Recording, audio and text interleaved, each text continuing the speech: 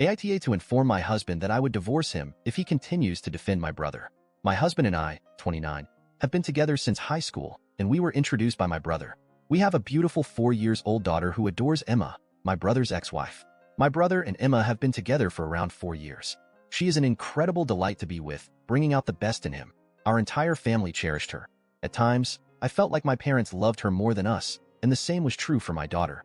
Emma was a fairy princess to her, and every time we went to take her up, she would cry and urge us to go home and come back tomorrow because she wanted to be with Aunt Emma.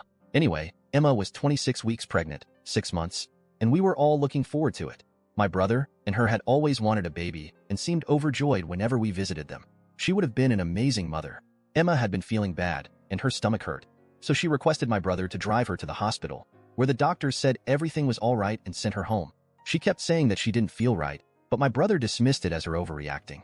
The next day, my brother, husband, and their friends went for a fishing trip. Emma urged my brother not to go since she didn't feel right and needed someone to be with her. My amazing brother became mad, telling her to quit overreacting, that everything isn't about her, and that he needed some alone time. Well, he turned off his phone and proceeded on the trip. Emma called me crying and asked if I could come over because her stomach hurts. By the time I arrived, she was half conscious on a bloody floor. Rushed her to the hospital. The hospital told they required her husband's signature to carry out the operation. There was a lot of bickering. Although they saved her life, we lost the baby. She woke up screaming and weeping, asking where her child and husband were. It was horrible. Both of my parents and her parents were in tears when they saw her. I kept calling the guys, none of them responded. When Emma finally calmed down, it was even more unsettling. It was as if she had given up, with no soul left in her eyes. My brother returned the next day to an empty, bloody apartment, ran to the hospital and apologized to Emma while crying. She looked at him with no feelings and asked for a divorce.